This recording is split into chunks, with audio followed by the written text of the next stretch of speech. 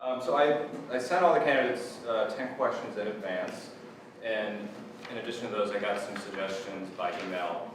So I have some questions from the public, some people who couldn't make it tonight, and we'll go through those. And the first question is just a general, broad question. What are the biggest transportation and land use issues facing our region? And we'll start with Scott here, just the way down.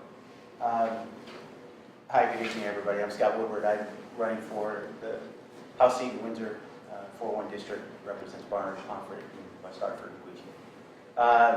I've got a bit of a background in transit. I public transit. I used to work for a company called Booz Allen Hamilton, their transportation group, for several years. So I've worked intimately with public transit issues for quite a while. So it's something that's very important to me. I think, like a lot of issues in Vermont, demographics is a big part of it. We've got an aging population and a stagnant population, and we're not necessarily attracting younger people to the state.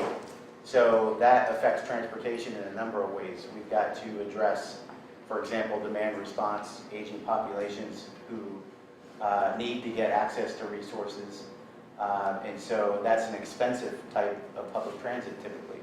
So that's going to be a demand on our resources. So that's one big issue that we need to pay attention to while we're trying to build capacity for commuters and make it easy for people to get from point A to point B. We still need to bear in mind our aging population. We also need to build for growth. We need to figure out how to attract people to Vermont, where the connections need to be made, and of course when you couple that with land use decisions, how do we pair that with our development? So we've got some tricky issues to address because we do have these dueling issues of an aging population and a challenge of trying to attract people to Vermont. But I would say those are our biggest issues from transit. Dan? One of our problems has been that we've spent a lot of money roughly in the 60s when most of the interstate system was done. And we haven't invested in our infrastructure to keep it current, keep it healthy. I think as we assess our priorities, we have to look at investing in the infrastructure to make sure that everybody can benefit from the use of the infrastructure. I think that's our biggest problem. And we did have a gas tax in New Hampshire, but I think it was a very modest amount. I would like to see it greater. I'd rather, when I put my gas in my car, I'd rather pay that extra tax per gallon instead of just seeing it go to the profit of the oil companies. Because as you've seen gas prices, they can go up a quarter one day and then they're down 10 cents the next day, but it seems to ratchet. And we don't get anything back for that. But if you put a gas tax on what you're putting in your car, we're going to get something back. A little more paving, improved roads. Vermont did a wonderful job. They had their paving program where they tried to squeak a little out for bicycles. So they're trying to get a little benefit along with improving the quality for vehicle drivers. So I think we need to work hard on investing more in our infrastructure. Hi, I'm Richard Abel, and I'm running for state representative in Lebanon, Grafton County District 13. I think we're really fortunate in this area to have advanced transit that provides a really great service on both sides of the river. But we also face a lot of challenges. I mean, just looking recently in the newspaper and seeing that local taxi service had to stop providing services shows us that we face a lot of challenges. I think each of the things that my friends here have said are right on target. We have an aging population and people who, that will have to serve in a lot of ways, and I hope we'll have a chance to talk about that a little bit later, and that we need to invest in infrastructure and so forth. But I guess I would say, I think the biggest issue we have about transportation right now is how we're going to fund it. And particularly in New Hampshire, where Some recent legislatures have just reduced, have cut and cut and cut, and I think I saw on the projector that New Hampshire spends 5 cents per capita, 5 cents for each person in the state.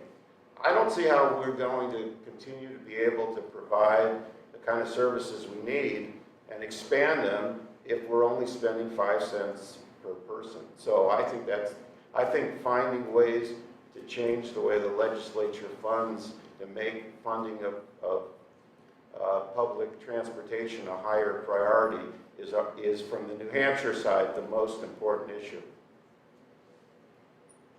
So I agree with Rich. He just sort of took part of what I wanted to say. First and foremost, there's a common theme coming this way, and that is that there's no money. And unless we can figure out where the money will come from in order to invest in our transportation systems, and I think we need to reframe the argument that investing in transportation systems is a jobs issue, it's a quality of life issue. These are things that don't happen often. And if we can't look at transportation as a way to make a better quality of life for our region, then I think we're missing the boat. And while we reframe that argument, some of the things I think we need to talk about is let go of some of the old dead horses about, we're not using buggies anymore. We are using new technologies. We're using different methodologies, and some methodologies like railroads are coming back. And we need to recognize that the cost for railroads, for instance, in BTUs per passenger mile is the lowest of anything except for bicycles. And I would suggest to people that everything we do on a regional basis needs to be focused on how do we integrate bicycles into our transportation plan for our communities, because I think that's really critical as well. And I have lots more to say, but we'll keep it short. My name is Don Waynes, and I'm sitting amongst Democrats up here, so I'm going to choose my words carefully. I think I've lived in the area for 50 years, and you can ride down the interstate, and if you go to Hanover, you're going to wait at the exit for a long time to get right or left into Lebanon or Hanover. And if you look at every car, there's one person in the car. I think if we're going to depend on ourselves, we've got to educate drivers to carpool, to set up some kind of programs where there is a central phone number to call so that 2 and 3 and 4 people can, 2 or 3, 4 people are riding together. I'm always, wondering why there are 50 cars waiting to turn right onto 120, and every one of the cars has one person in it. And I think that would be a viable, less costly approach to eliminating the kind of travel or the overabundance of dependence on automobiles. I am less concerned about how government's going to take care of us. I am more concerned about how we're going to take care of ourselves. Lee Oxenham. I'm running on the Democratic ticket for Sullivan District 1. As far as the most important transportation issue, I think we have to talk about energy use, and we have to focus on what our basic form of energy use is and be starting to transition to the new economy that's coming. In 5 years, we may be having driverless cars required on the highways. We have to be thinking ahead so that the solutions that we're going to invest in are ones that are taking us into that new energy economy, where we're moving away from fossil fuels, where we're using hydrogen cells, where we have plug-in hybrids, so that we are using less fossil fuels, we're investing in alternative energy sources, we have the mechanism in place, and it links to land use, which a number of us have. So we've concentrated on the transportation issues, but the question was transportation and land use. to get towns to have proper zoning so that we don't have the situation where people want to put solar on their roofs, but they can't because the roof is shaded or it's facing the wrong way.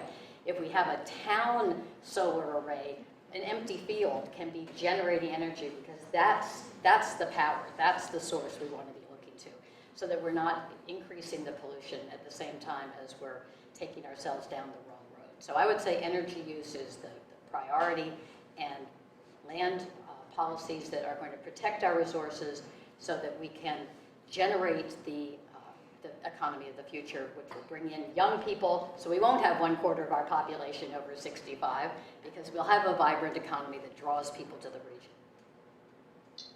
Thank you. So we've hit one or two issues here going down the line. I want to now focus on something Scott brought up, and that's our demographic problem. What specific policies do you think could be put in place that would both help elders age in place and then also attract more youth to our area? Can I get first shot? We can go back on the line Okay, again. that's a tough one to take on now, but a couple things I would say about that is the way I see transit is, at least in the modern era, and in my experience in the last several years, is that there's a transformation going on in public transit, and that is looking at where transit agencies or contract agencies absolutely must provide some base level of service. So when I think of aging populations, I think of where we need to pool resources and money. Those are things that agencies that address that kind of service need must perform.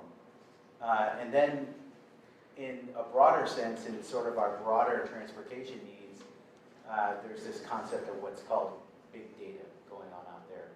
And essentially, for example, I work with Orange County Transit in California, and one of the things they've been doing for years is coupling their transit service, but also providing data. So they have a whole, transit agencies are full of information that is very useful to the public.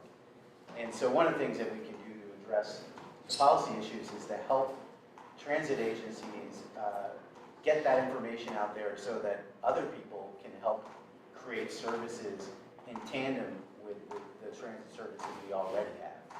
And I think that's a way to leverage our dollars. It's a way to leverage the variety of resources that are out there.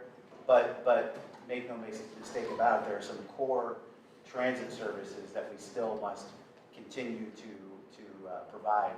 Again, demand response for aging populations, commuter transit to help spur the economy and things like that. But we also need to couple it with this concept of big data.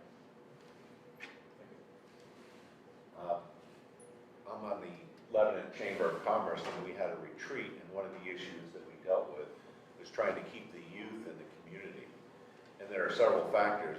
One of the most important to the youth is having adequate recreational activities. They seem to care more about their free time. That's what they really enjoy and value greatly. And we do have some great recreational features up here in the Upper Valley. One of the other things that affect the ability of youth to stay is having an adequate paying job. In Grafton County, we have the Grafton County Economic Development Commission, which has helped with some money towards some of these incubator companies or startup companies so that some of those high-paying jobs can come to our community. I think we ought to make sure that we keep that process healthy. Again, with land use, as projects look to different communities to go to, they do look at land use. And I believe there are ways that we can allow those companies to come and provide those good paying jobs for our young people without destroying our value, our quality of life in the community. So that's something I think we should look at. As far as the aging population, it's coming, and all of our demographics. I've been going to some housing meetings. The Regional Planning Commission guest speaker this year at the annual meeting talked a lot about housing demographics. We have an aging population that's here, and some of those people are leaving the metropolitan areas to come up here and enjoy some space and some quiet and some peace. We already have in place many zoning laws that favor elderly housing. There are many benefits that encourage them to come. And so I don't think we need to do anything to encourage that. We do have to look at ways to make sure we can adequately support them. One of the things that we noticed, for example, project in Lebanon, Quail Hollow, when that came to town, we ended up having to reactivate the West Lebanon Fire Station because the time to service that facility from Lebanon was greater than their standard. It was drawing the averages way down, and they felt they couldn't give an adequate response to that portion of the community and reactivate a fire station to put ambulance service. So those are one of the things we're facing is ambulance service. We need to make sure we can keep people safe. Wow, I think the aging population of northern New England is one of our greatest challenges. And already we are almost at 1 in 3 people who live in Grafton County, for example, in New Hampshire, who are 60 or over. It's so. We need to, I think, try to think about this in a really comprehensive way. I think that government tends to think about problems in silos. So we have certain agencies of state government that deal with transportation, others that deal with healthcare, others that deal with housing, others that deal with nutrition and so forth. I don't think that's going to work. I think if we keep thinking in narrow ways, we're not really going to plan adequately for an aging population that needs an integration of services in lots of ways. I also think that really this is an example of where we should be using our public sector, we should be using our government to be trying to come up with plans, because they're the only entity that can see that the services that are necessary are going to be funded. So I think that what we really need is a very comprehensive plan. People are already doing this. This has already started, but I think we need to do a great deal more. And it will definitely affect transportation because these are people who are not going to drive. And I think I'll stop at that. Thank you. So I was one time asked what I thought were the 2 most important issues facing the state of New Hampshire. And tonight the focus is on transportation, but I just want to touch base on my answer to that. One was that we have an aging population and that the young people are fleeing the state. And that, to me, is a structural problem that the state has that's really critical. And it goes part and parcel with the answer that I'll continue with in a moment. The other piece was we certainly have a structural defect in our way that we raise revenue in New Hampshire. And until we can fix that, all the other things that might be reasonable to do, we can't do yet because we don't have the money. So now, back to the very specific question about the elderly. It's a land use issue, too, in that we would prefer, I think most planners would prefer to have redefined areas where people can live, work, play, all in the same place. If we build those types of neighborhoods for people, then people will be able to stay in their homes longer because they can do everything right there in their neighborhood. So in the big long-term thing, that's what we need to be working towards. In the short term, we have the very decided problem, in my opinion, that if you ask most folks who are getting on in years where they want to live, they want to live in their home. They don't want to live in a congregate housing type situation if they don't have to. They would prefer to stay in their home. How can we make it possible for them to stay in their home longer? A critical component of that is how do they get to that public transportation that we may make available to them? And how do we help pay for that? And there are services, there are some really wonderful volunteer transportation services, but they're always looking for, there's never enough money to do that well. And so people are reluctant sometimes to call and ask because they're worried about, well, I don't know, it's not important enough for me to want to go and do this. Well, sure it is, but maybe they don't want to. So we have to look at the ways that the elderly people can, yes, they can move to Quail Hollow, they can move to Harvest Hill, or they can move to the Woodlands if their financial circumstances allow it, and that's what they want to do. But for many, they want to stay in their own home. And if they can't get from their home to the basic services that they need, then that's a real serious problem. And that shortens the length of time that they can stay there. I feel so old all of a sudden. I agree that the population is aging. One of the reasons why we're losing young people in the state is because we're not the mecca of businesses anymore that we used to be. Our taxes are, and our regulation is getting, I never thought I would say this, but our business taxes in the state of New Hampshire are now higher than Massachusetts. And no one would ever have believed that 5 years ago. So, I mean, we're scaring jobs away from the state to bring the young people that want to come, that want a good job with a good wage. So we have to concentrate on that if we're going to not become a state of old people. And I think what I see is that developers know that the population is aging, and they're taking a lot of preparation to take care of that. If you go to New London or Hanover or Lebanon, there are many, many new residential opportunities for older folks. I agree with George that I want to stay in my houses forever, and I would like to be able to do that, and I'm going to have to work on how I'm going to do that and get around later on in my years. I think that's a situation that has to be addressed, and many agencies now do address that, Meals on Wheels and things like that. It's probably never enough, but it is an answer to some of that problem. But I think the main thing, we cannot survive as a state if we just become a state for older folks. We've got to induce younger folks to stay and younger folks to come into the state. And the way we're going to do that is make sure there are viable jobs for those young people to stay.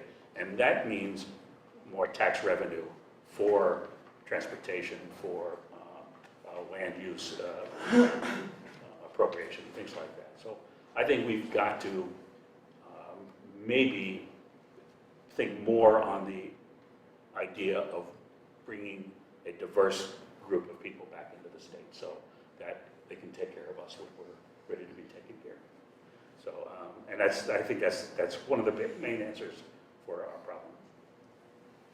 I'm delighted to hear that we agree that we need more tax revenue so that we can invest in the Well, I never economy. said that. I wrote it down. More tax revenue came. So, yes, to keep the young here and to attract more young people is the way to rebalance this equation. And to do that, we have to have high-tech industry, we have to have the advanced manufacturing capacity, and that takes investment. It takes investment in good schools. It takes investment in good infrastructure, because when a company is looking to relocate, they're looking at that every bit as much as they are to how much the business corporate income tax is or what freebies are being given away by the locality in order to induce them to come back. So we have to think investment first. We can't be shortchanging our long-term economic growth by thinking in short-term, penny wise and very much pound foolish.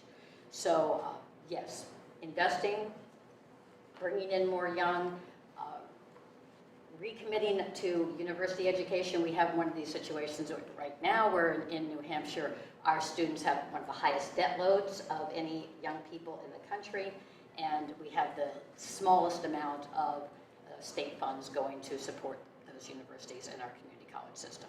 That's a recipe for the kind of implosion that we're seeing as we get too many at the one end of the demographic scale and too few at the other end. So I would suggest that, that rectifying our structural deficit in our revenue is where we have to, first and foremost, look with the new legislature. Since 1991, New Hampshire has been determined by outside economic experts to be in a situation of structural deficit. The way we have organized our tax system is insufficient to finance the things that we need to do in the state. We have to come to grips with that and change that. Well, I'm glad you brought up the issue of taxes, and this question for the New Hampshire candidates. For this one, last year the legislature passed the first gas tax increase in 2 decades. Passed a 4-cent increase. During that 2 decades in which there was no increase, the cost of concrete alone went up 400%. Now the gas tax. Could you repeat that? During those 2 decades, between the during which there was no increase in the gas tax, concrete rose in price by 400%. 400%. Right. So this increase that was passed last year is set to expire either in 2024 or when the bond for I-93 is paid off. What happens when the gas tax goes back down in 10 years when that bond is paid off? Are you starting at my end this time? You can start with mine. I hadn't heard the concrete term. The asphalt is the one that I usually hear, which also has a very similar, enormous increase over the time period. It's not going to go back down. The 4 cents is the first in what is going to have to be a series of gasoline tax increases. We have to readjust our economic system so that the actual costs of burning fossil fuels are taken into account. And that means a disincentive to use fossil fuels, and that's going to mean something in the nature of either a revenue neutral carbon fee and dividend or a carbon tax. But that's going to happen in order for us to transition to the kind of economy we want to build in New Hampshire. I have yet to find, in the 50 years I've lived in this neighborhood, any government that has collected a tax to stop collecting that tax. They say we're going to sunset this tax, and when the year comes that it's supposed to be sunsetted, it never goes away, and they add to it and add to it and add to it. I mean, that's the way of life up here. I think also that, you know, if we keep building bureaucracies, and we keep building, and those bureaucracies grow and grow and grow, and they add new bureaucracies because they can't handle the original bureaucracy, it's going to get more and more expensive. And what happens, and what's happened with the gas tax, that 4 cents doesn't go to the highways. It goes to the general fund, and some of that 4 cents gets to the highways. That's what I've read. You know, I have to tell you that what I see is the money that's supposed to go to students, patients, clients, highways, it gets kind of marred in the bureaucracies. So instead of perhaps looking for ways to raise taxes, we look at a way to kind of slim down the bureaucracies so more of the tax dollars that we give to the government, our money that we give to the government, reaches the students and reaches the patients and reaches the clients and the specific areas that they're to be. So my point is, yes, we have to have infrastructure repair and maintenance, but I have to do an aside again. You know, the New Hampshire, I was building houses in Hillsborough when I was 18. And my father would call me up and say, buy me New Hampshire lottery tickets. Because it was the only place, besides Ireland, you could buy lottery tickets. And all that money was supposed to go to education. Now, not even half of that money goes to education anymore. So, I mean, that's what happens when the bureaucracies get so big that, you know, it just gets, the money gets kind of lost. And fewer and fewer dollars make it to those people that need it, whether they're, you know, low income or just, you know, like you mentioned, the students in the state. I mean, they're graduating, and we have one of the lowest cost post-secondary schools in New England. but they still graduate with $40 and $30 and $50,000 worth of debt. And I think that's unfortunate, but that's one of the bigger bureaucracies in the state. I'll stop at that. Okay. So, I'm not sure about the gentleman at the far end of the table, but it appears to me that I may be the only incumbent sitting at the table. So, I'm going to take that lead off with an opportunity to just make a couple of points of clarification. For one, we don't have a gas tax in New Hampshire. We have a road toll, okay? It's a fine point, but because it's a toll, it is constitutionally written into the legislation and allowed for this type of, for lack of a better word, a tax, has to go towards roads and bridges and so on. And the support systems to maintain, keep them safe. So state police, yes, they get their money from the road toll. But the good thing about the most recent increase of 4.2 cents is that much of the money, yes, it's earmarked for the expansion of I-93, and I'll have a debate with anybody about whether we should have done that or not. I'm not a big fan of increasing more lanes and more lanes and more lanes, because you build them, they will come. I'd rather see us work at transportation solutions rather than road solutions. However, there it is. We're going to spend the money on I-93. In addition to that, though, every town and city in the state is receiving, for the first time in a long time, money that will go directly towards repairing bridges and roads, which are in a deplorable condition in this state. And we need to recognize that. Finally, I agree with my two cohorts here that probably this tax will not go away. However, I think what we need to be doing while we're discussing increasing the road toll, we should be looking at, again, the structural problems that this creates. So one of the structural problems with the gasoline tax is that we are becoming more efficient about the cars that we use, and they're using less gas. What does that mean? That means less revenue. People who have hybrid cars, they're love the fact that you're helping the environment, et cetera, but those hybrid cars do the same amount of wear and tear as a regular gasoline vehicle, but they don't pay nearly as much towards the support of those roads. So we should Those look big at SUVs are much harder on the road than my hybrid, I'm sorry. the point being, though, that I think we have to be looking at a wider solution for how we maintain roads. I hope this 4.2 cents doesn't go away. I hope that we increase it. The roads and bridges in this state are in deplorable condition. We need to do something about it. It's a matter of public safety. It's a matter of support for businesses. It's a matter of keeping families able to get back and forth without damaging their vehicles and then having to park it because they can't afford to get it fixed.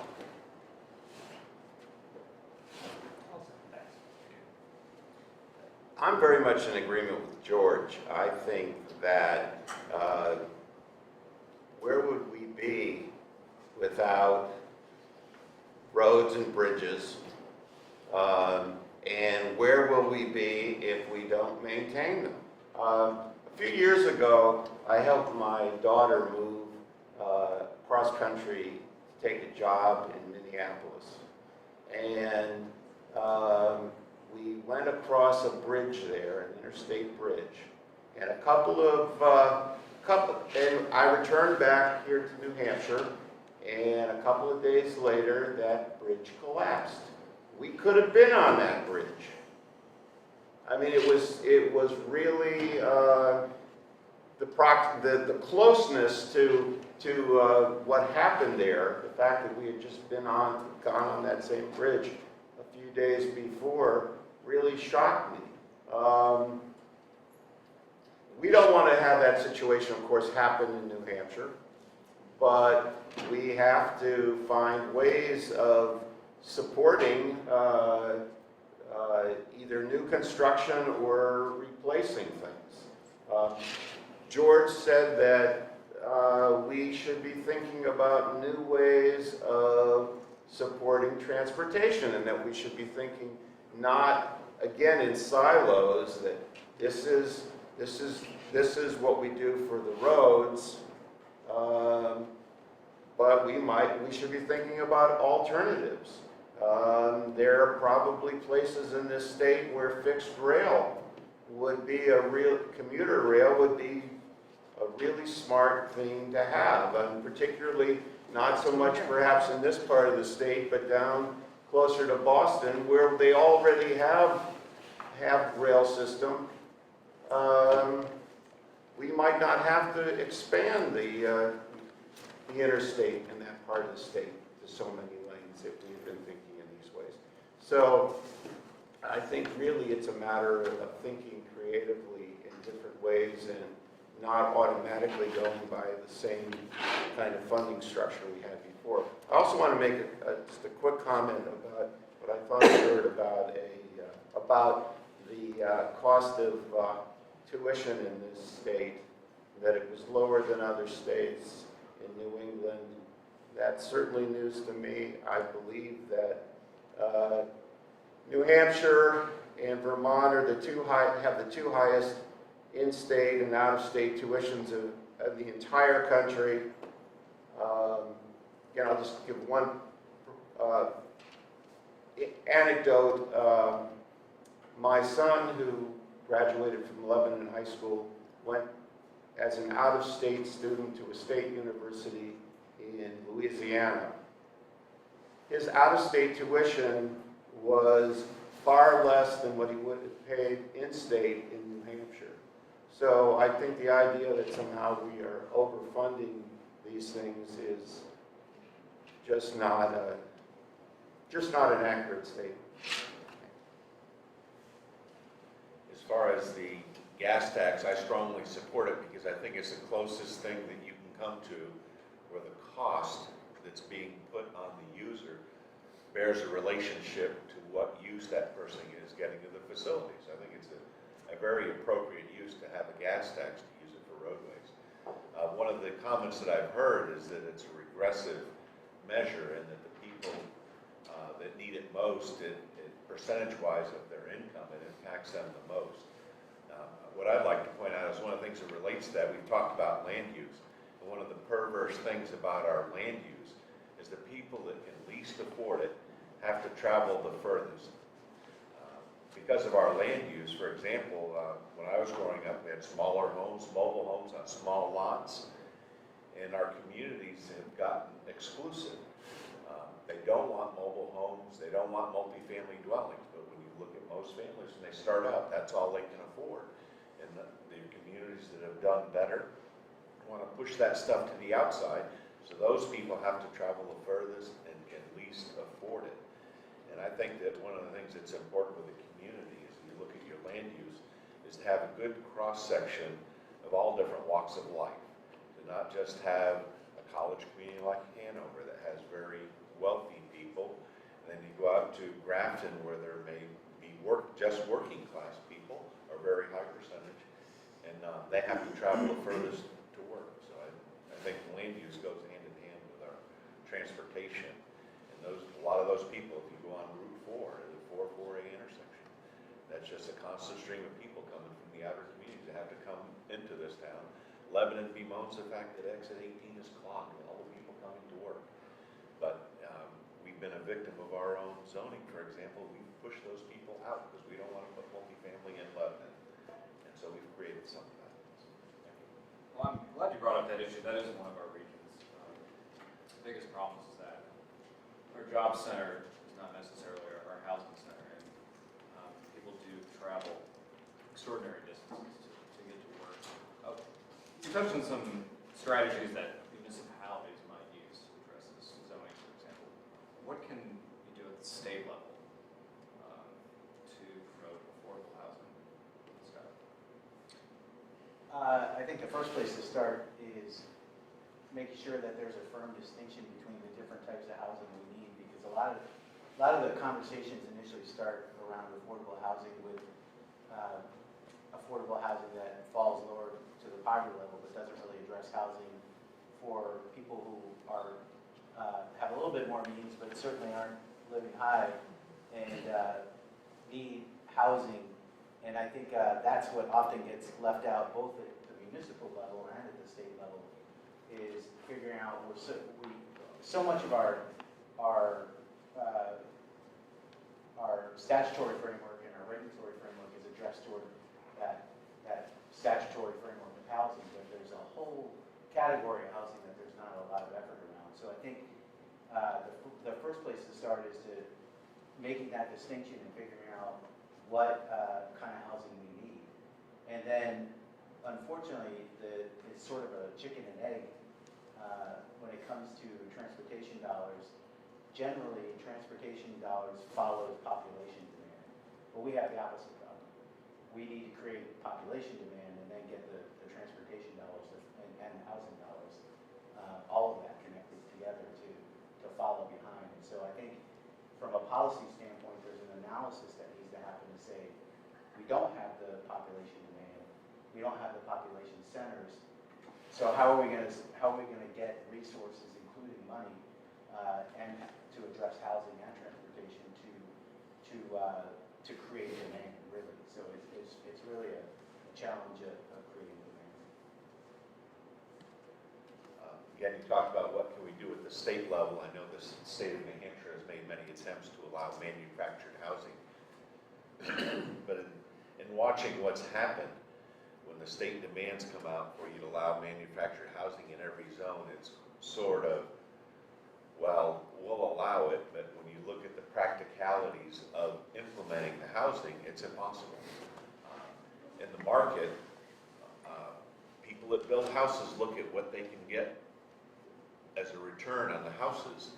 And generally, if they have to build a minimum size house lot, they're going to get more money if somebody puts a regular single-family home on it than they would if they put a mobile home. So a mobile home's not going to go there. And that segment of the population that needs that housing, can afford that price bracket, is not going to be served. So I think one of the things we have to look at is look harder at those regulations that we've done at the state level that allows those types of housing to make sure that they are fairly and accurately implemented as the law intended. Another factor is the reason why we have housing limits to exclude manufactured housing and multifamily housing is the cost of schools. Communities and people in the state feared an inrush of families with children. So they adopted this zoning to keep them out. And one of the things that I've heard mentioned down this end of the table, we need to get a handle on how we fund education so that that no longer is a fear factor and we can work on addressing the types of housing that we need in each of our communities.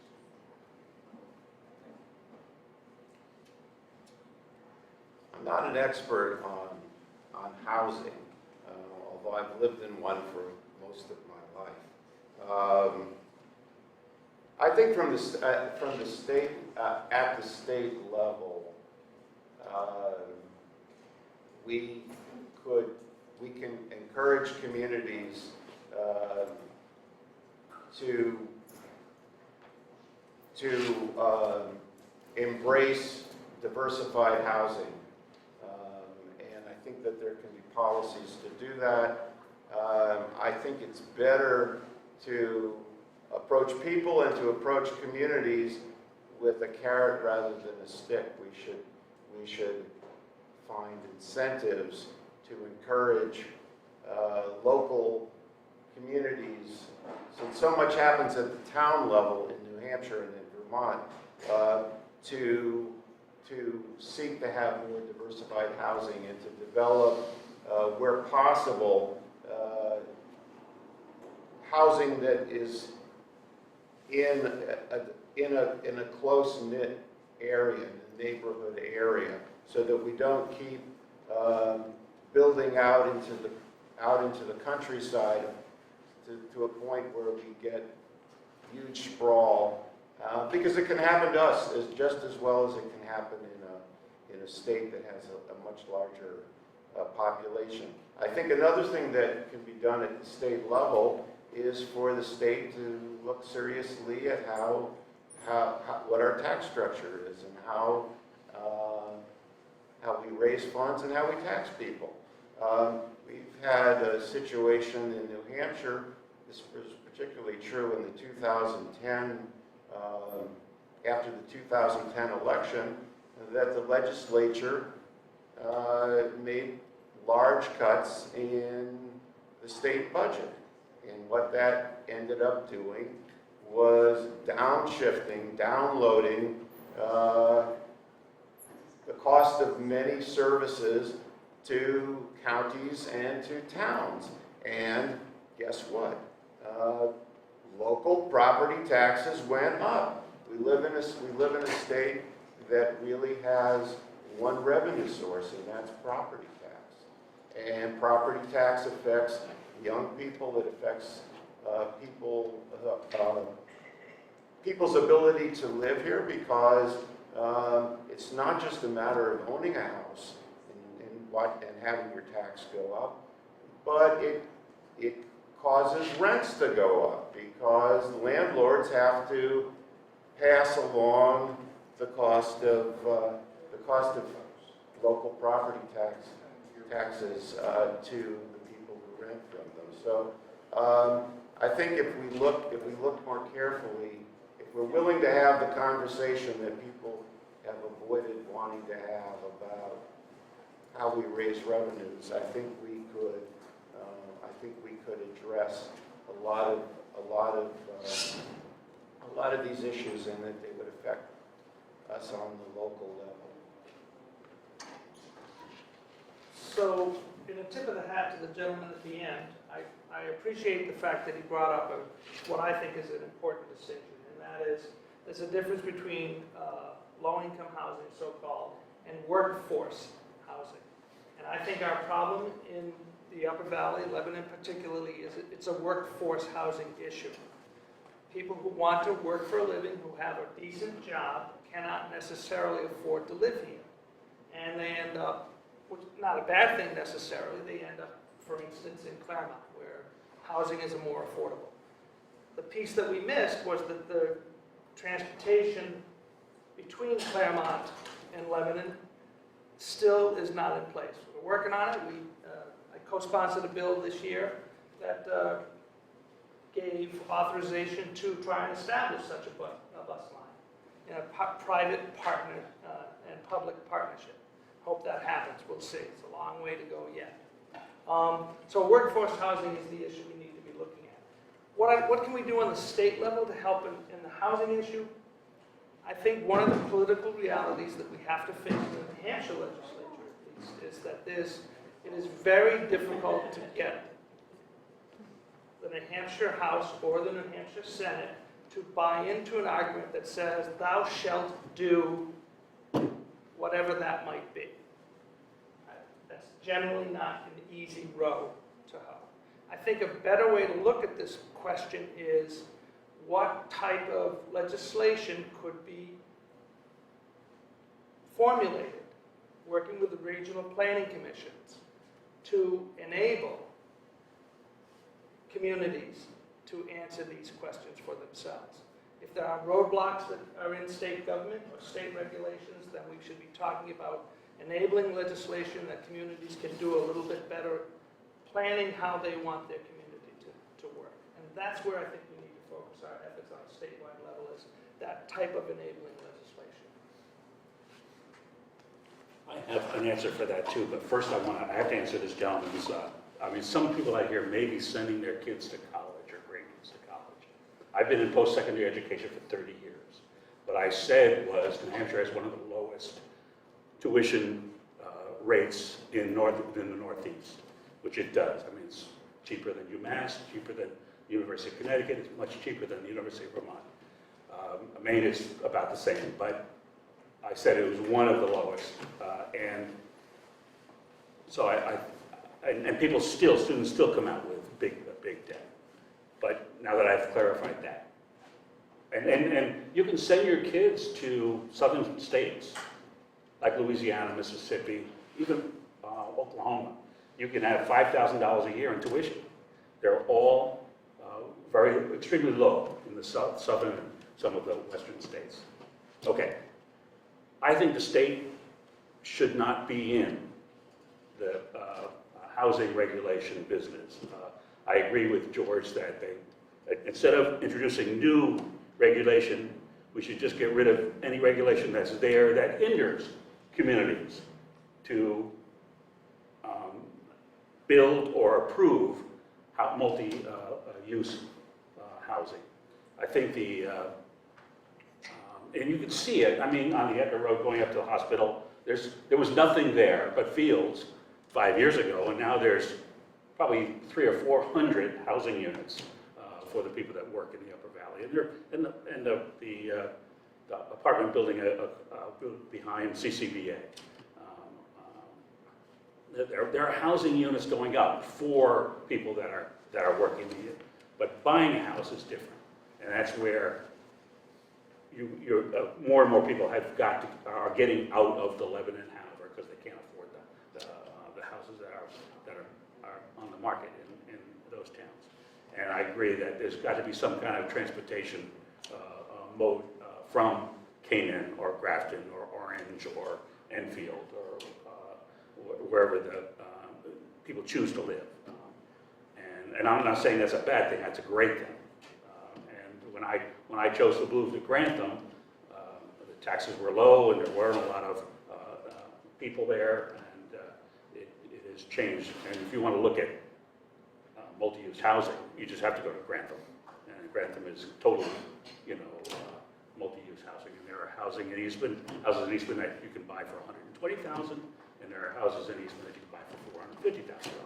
So they're in there. I think God bless you. I think the problem is getting the state involved is going to hinder communities or groups like Vital Communities. And that's vital communities is an important term. So I think the whole impetus is on the local communities, and we are all part of the local communities, and it's up to us to make our local communities a place where people can find affordable housing and people can find rides to the Upper Valley or to work. Okay? I agree that most of the housing issues really do come down to the locality and zoning decisions. Where the state can play a role is regional planning, transportation corridors, public transportation, so that we have hubs, so that where new housing is going to go in, it will be clustered. And we're not going to suffer as so much of the country has from sprawl development. So I think that's a light touch. It's more in the notion that others have suggested of incentivizing certain conduct by state action, but I don't see a real role for legislating that there should be 15% of all new housing, and particularly it has to be a certain, we don't, none of us are supporting that. Thanks. So there's absolutely no way I'm going to get through the 10 questions I circulated beforehand. So I'm going Wasn't that 5 already? Pick the best I've one. only done 3, maybe 4. So I'm going to do one question that was emailed to me from the public this morning, and then I'll turn it over to the audience for their questions. And this is a question for all candidates, and it deals with the bi-state issue. This was a really interesting question.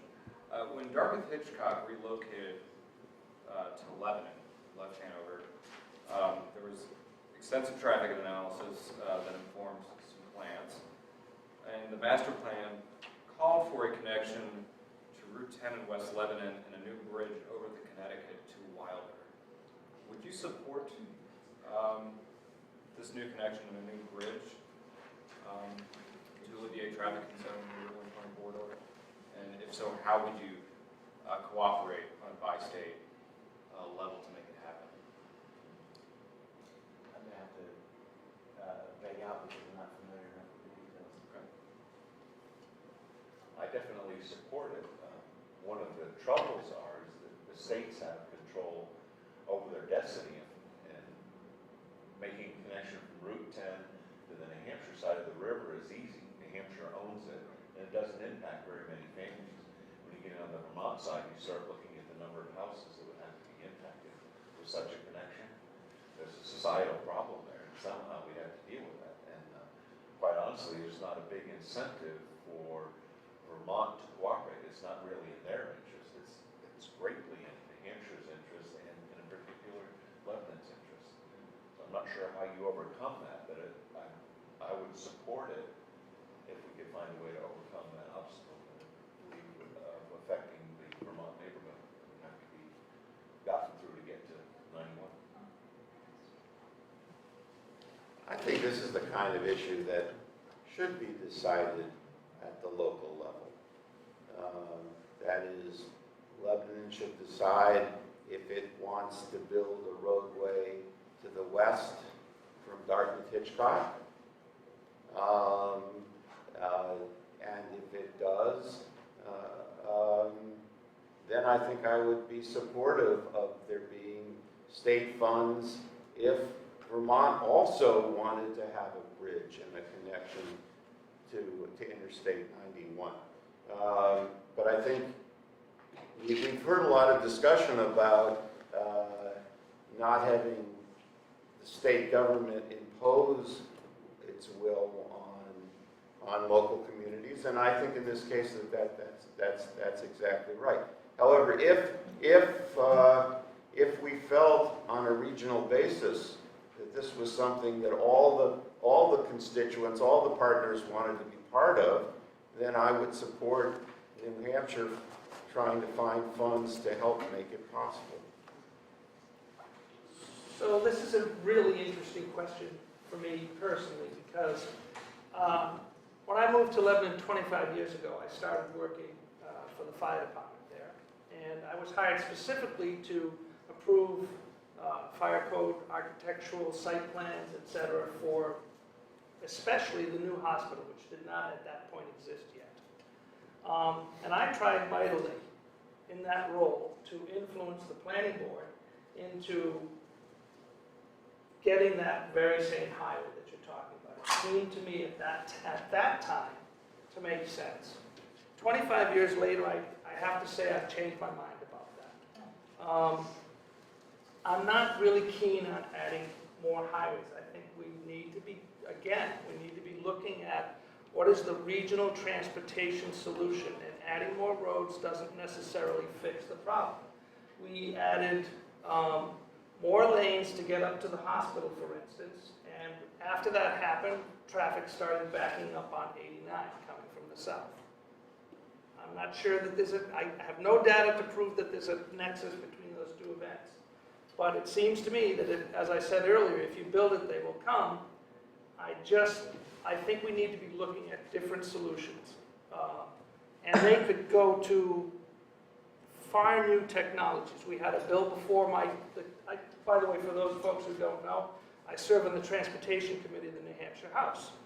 And we had a bill come before our committee asking for authorization through state laws for what we call the Google car, which is essentially that unmanned vehicle. I think we have to look, that's a little bit, I was not quite ready to go there yet, but I think we do have to look at, are there ways to get people from the Vermont side to the New Hampshire side using further public transit, using totally different types of transportation modes. I'll give you an example. There's a college, the name of which escapes me right this minute, but I think it's in Seattle. And the only land that they had available to put up this many buildings for expanding the campus and building their student population base was on the top of a mountain, overlooking the city. Beautiful views, blah, blah, blah, but no way to get there. They really couldn't get any roads there. What did they do? They put in a mass transit cable car system. The students get on down in the lower part of the city where they have parking. It works. It's affordable. It keeps cars off the road. It solved the transportation problem. And they get there many times faster than they would by having yet another road. So I think we need to look at these things. I don't think we can just say, well, we'll just build another road. Thanks. What he said, I agree with most of what he said.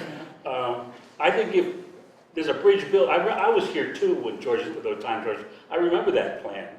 And if they, I will throw my body in front of the bulldozer if they try to build a bridge across the Connecticut River between Wilder and Lebanon or Hanover, wherever it is. I have no problem with a road. I remember that they had a plan for a road down to Route 10. I think, you know, I would not have a problem with that, but it's a local endeavor. I think we never learn from our mistakes. Route 120, I mean, was, when the hospital moved there, they fixed it and widened it, and then they found out it wasn't enough, and they fixed it again and widened it, and it's still not enough. I mean, we'd have to have a 8-lane highway for it to, And it wouldn't be enough. Yeah, probably right. But, so I think George is right. I mean, there's got to be a way to get people to stop driving one person in a car to work, and there is talk on a bus from Claremont, bus service from Claremont to Lebanon. I think it'd be a great thing, I mean that's the low-cost answer to the problems. I mean, the road 120 is beautiful, but it's just not satisfactory enough anymore, we're not learning from our mistakes, and so I think I would not support a bridge across another bridge. We have a beautiful Ball Bridge in Hanover, and we've got the new bridge is going up between White River and West Lebanon, and we have a nice interstate bridge. That's plenty of bridges. What we've got to do is get the transportation aspect more manageable. I agree with these points completely. The legislation passed for the new transit between Claremont and DHMC, but there's no money. So once again, we're back to we have to be able to recognize the needs of the community and say, as adults, we have to be able to pay for the solutions. Therefore, we can fund them. We need light rail. We need public transportation. When I was in college, talking about your cable car, right at the foot of the campus, there was a train, and if you wanted to go to Philadelphia, it was 15 minutes on the train. Nobody on campus had a car. Nobody. Because wherever you wanted to go, you just got on the train. And it is just a much, much better solution. And light rail is, so much better than the old-fashioned railroad. So those are the kinds of solutions, not building more roads, not having more gas guzzlers. We need to take a new direction. I think that I agree, but when you're living in a metropolitan area, that transportation system is viable. When you live in northern New England, I worked for Dartmouth Medical School for a little bit, and the problem with new students coming in, there's nothing to do up here. They would leave medical school because there was nothing to do up here, and that's where we live. We live in northern New England, so we've got to find a way to.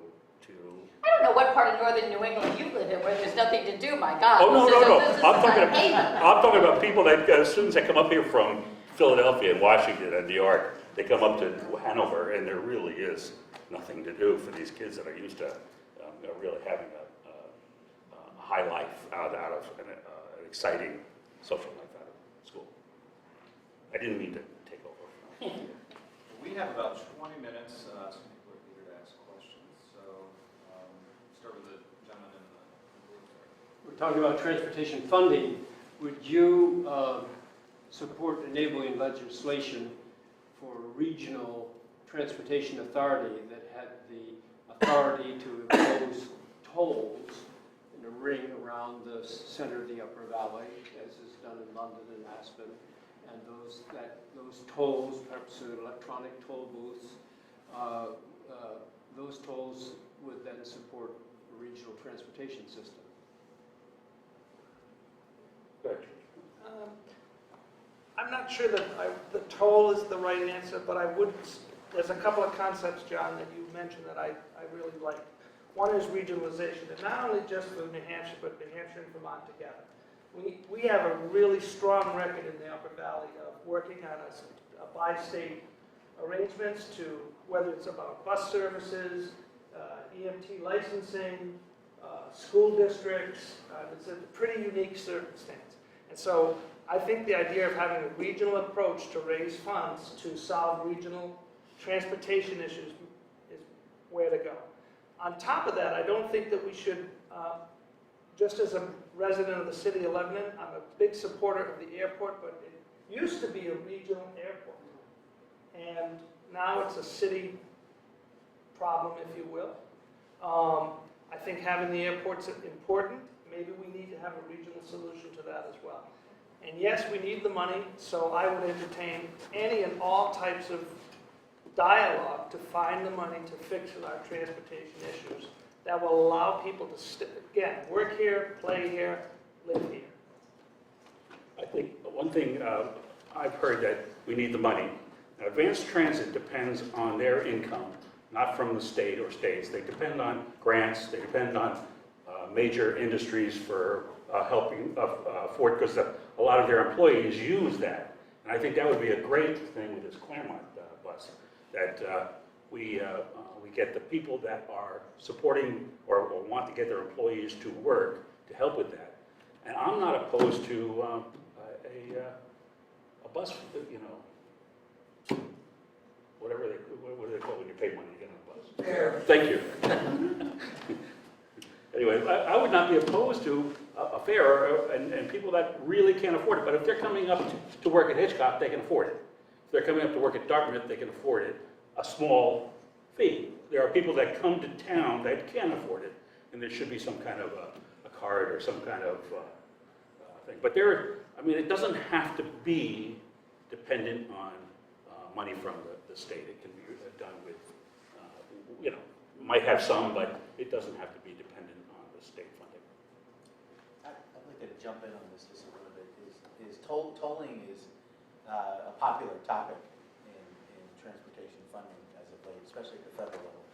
And it's a little bit like deja vu in the longer perspective of history, because once upon a time in this country, that's how we did it. That's how we raised money to maintain roads.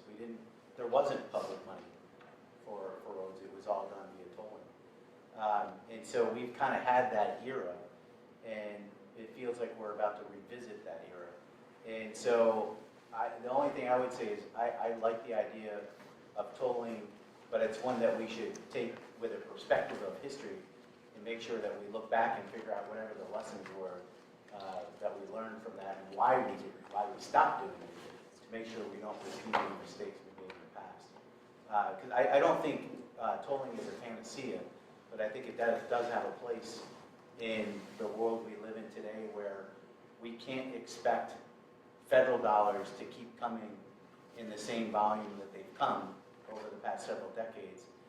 States are going to have to figure out more creative solutions for funding, and that's just a fact. So tolling may be part of that, but again, I would just caution that not to look at tolling as a silver bullet. Thanks. Anybody else care? Sure. One of the things that's interesting, that the Hampshire 4th Turnpike, when it was first developed, was allowed people to build the road and charge tolls. And the farmers got so upset that they had toll stations every mile or two. Back then it was horse and wagon. And the people charging so much money, they were very upset, and the legislature turned around and bought the roads out and allowed free passage. So we have to balance the needs between, with our great transportation system, you can drive from coast to coast, and most of the times it doesn't cost you anything. You get around some places and locations, they start charging tolls. But we have to be aware of what the effect of tolls is on our economy, the rapid movement of goods and services. And one of the other possible and unintended consequences, I believe in working regionally, but if you had a system of tolls, I had a former boss that was a transportation engineer. He called it the rat hole theory. If things don't work or somebody doesn't want to pay that quarter for their toll, they're going to find a way around it. And some of our roads that have totally inadequate capacity may end up getting jammed up with people trying to avoid a token toll. So we have to look at that carefully. Mr. Brohai. George will tell you I'm the rail guy, and I'm going to talk about a problem that originates in North Dakota. 2009, 100,000 barrels a day produced in North Dakota. Today, 1,100,000. Most of that comes east by rail. As I speak, there are 5 trains at least between Albany and North Dakota running. The conventional wisdom was that crude oil does not explode. We have learned that that was wrong. So my question is, what I'm trying to do is find out what you would support in terms of safety issues with the oil that's moving. There were 18 steps, 18 problems identified that caused the wreck at Lac Mégantic.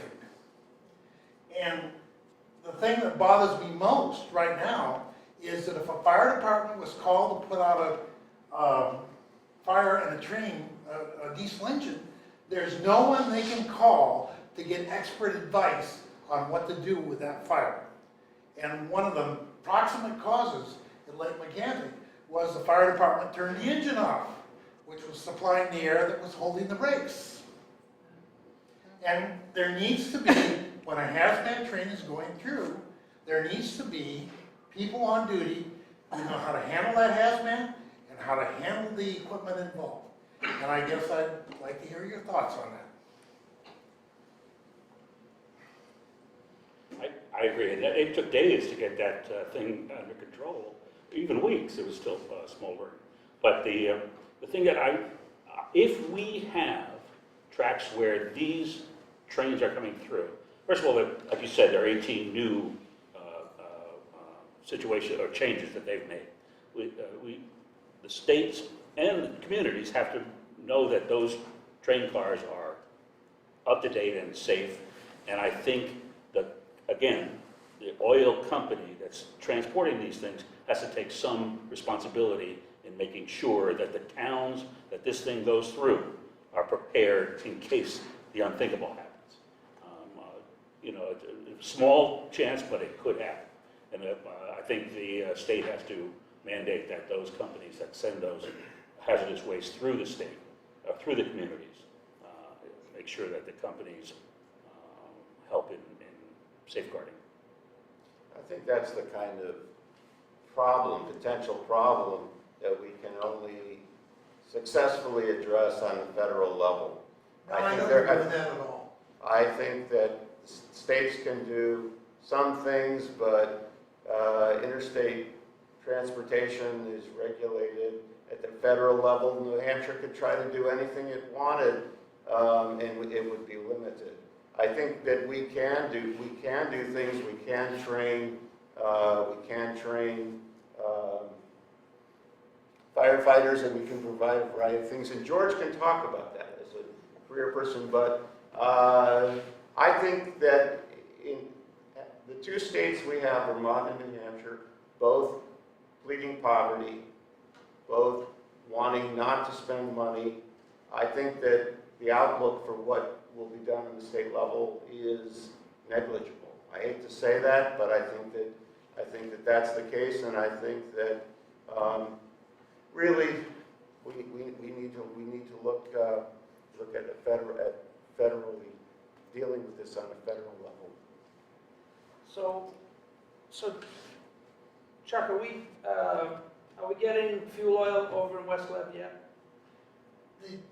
What will probably happen is the historic role of Vermont's railroads have been through traffic from outside the country through to southern New England. Yeah. In Rhode Island, they're working on a port for crude oil. That oil could come through Vermont. There has been a request locally by the Concord-Claremont Railroad Company, which operates in West Lebanon as well as down in Claremont rather, to bring in tanker cars of fuel oil. And to this date, I don't think there's been any agreement made yet. I'm not aware, I don't know the answer to that. I do know the answer to that because I had a long conversation with the fire chief about the hazards that are presented by such a thing in that area of Westboro Yard. So, with that said, and I think we are blessed in the state of New Hampshire to have a very responsive government and government infrastructure. So, the answer, Chuck, folks, is yes, the firefighting departments in this state, they need to be trained and trained properly so that they don't make the inevitable accident, because in my nearly 40 years of emergency services work, if I've heard it once, I've heard it 100 times. I never thought that would happen here. Well, it does. So what we need to do is you have a vehicle in the state of New Hampshire to go down and talk to a citizen-appointed board called the New Hampshire Fire Standards and Training Commission. These folks are volunteers. They go down and they write all the regulations for the training programs for firefighters in the state of New Hampshire. Go down there and say, we need to have training on not only fuel oils that are coming in, but the other big one that's staring us in the face, and we've all heard about our electric bills recently. Why? Because of the natural LNG and propane prices that are spiking for the winter. Well, there's going to be a push to get that materials on the move. And we need to be properly training our firefighters in our towns and cities to answer that call when it comes. Not to mention ethanol. Indeed. Which is resistant to most alcohol. That alcohol is resistant to most firefighting. Never, I don't want to get into too many details for you. But I agree with you. We have to look at this, and the answer is educating the fire departments. And we have a very responsive way to do that in New Hampshire. Just to go back to, I'm sorry, I didn't mean to step on you there, just a quick comment that, once again, we have in many communities, my community, Plainfield, volunteer firefighters. You know, we have people who are in their upper 70s and youngsters, and we have, what is the capacity to deal with these really highly technical issues of safety? We have to be able to pay for people to provide these kinds of services. It's a safety issue. And we don't want to be waiting until we have a catastrophe. We need to be proactive. I would just like to comment that we're blessed to have a Department of Transportation that I think does a pretty good job of trying to recognize hazards and develop uniform procedures, recognizing the hazards and how to deal with them. And I think as a state, we're responsible for making sure that the facility that George talked about is adequately funded. So when we send people down there, they can be trained in recognizing the hazard and dealing with it so that we protect our public. So I think we have time for maybe 2 more questions. So take it next to the whistling phone and then Frank. Kathy Romano from West Lebanon. I have a thought and a question. The thought is this. I'm a realtor. I've spent many summers here. I finally moved here permanently this spring. And when you're talking about housing that's between the mobile home and a more expensive housing, I come from Pennsylvania, and to us, manufactured housing is housing that's built in a factory, and then when you put it on a lot, on a foundation, it looks like a stick-built house. And some of those homes can be quite large, but they can also be small and affordable. So being a realtor, when I came here and people started talking about manufactured housing, you mean a trailer? I mean, I think, I'm not sure why New Hampshire calls it manufactured housing, but to the rest of the world, it's not. And so maybe there has to be a conversation about some in-between type of not expensive stick-built custom home and not mobile homes, but manufactured housing. Just a thought. And the second thing is related to the rail yard in West Lebanon. I read in the Valley News periodically schedules of bridges that are going to be replaced and roads that are going to be improved. And between my home and my office, 3 or 4 times a day, I have to drive over that bridge that goes over the railroad tracks. And honest to God, I think I could push the thing down with my little finger if I tried. That has to be the most hazardous, dangerous bridge. Those rails are ready to fall off on top of a train, and that I never see that bridge on any list of bridges that are about to be rebuilt.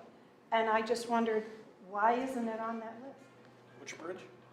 It's on South Main Street, right, you know where the traffic light is on Seminary Hill? Yeah. So you turn to go to the mall? Oh, the driver. Right there. That is on the list. I think that's coming up very, very soon. Hopefully, Yeah. because it's going to fall down of its own accord. Yeah, so I can answer that. So for those of you who don't know, the state has the famous 10-year plan, which because of lack of money went out to about 30 years before they were actually getting to projects. With the road toll increase, that has, and other things, it's chopped it down. They've actually taken out some projects, but they're getting down to about 15 years now, which is not perfect, but better. That road, the dry bridge, has been before the planning board in the city of Lebanon. I believe they have an approved plan. Dan will know better about that, maybe. And it's on the list and it's due soon. So, but again, it gets back to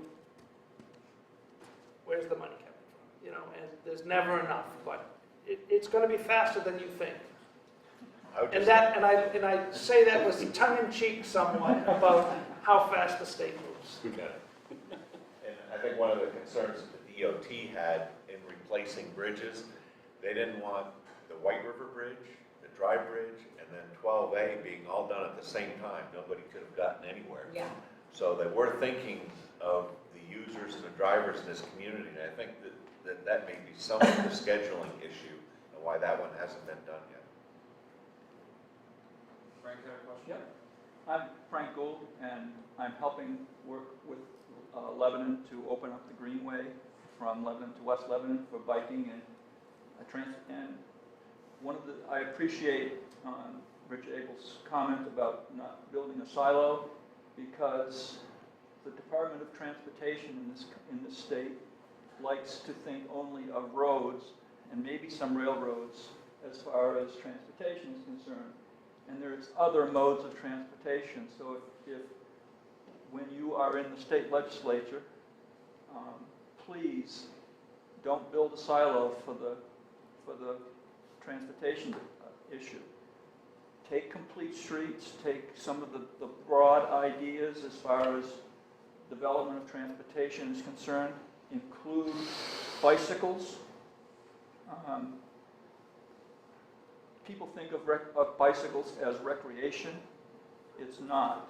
And what we're working on here in Lebanon, which we're having a problem getting the DOT to work with us on sometimes, is going to be as much a transportation corridor, getting people to work, getting people to shopping, getting people to the movies, as it is going to be a recreation. And so please keep that in mind as you're sitting in the legislature, listening to, trying not to sleep through some of the conversations that's going on.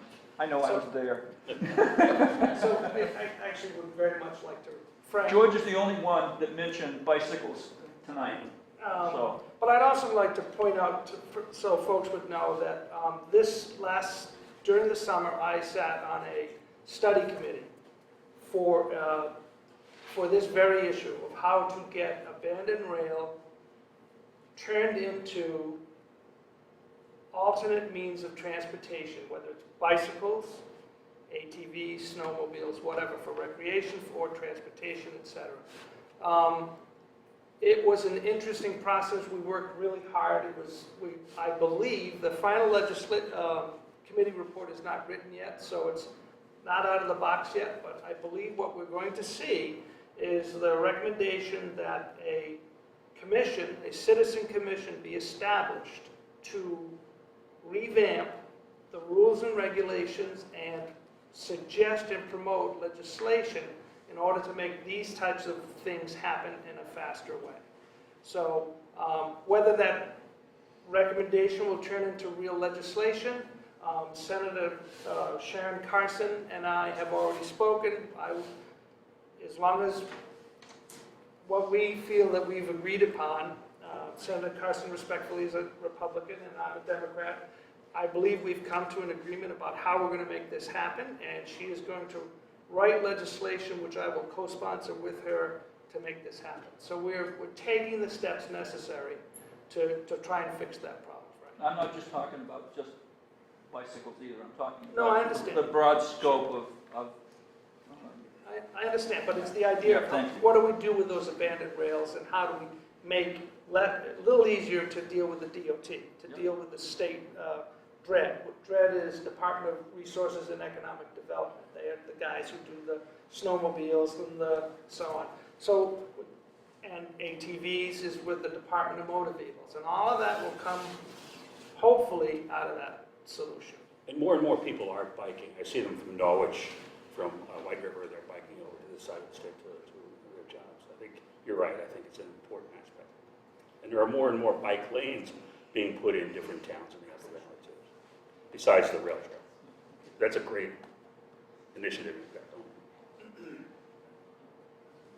Any final thoughts?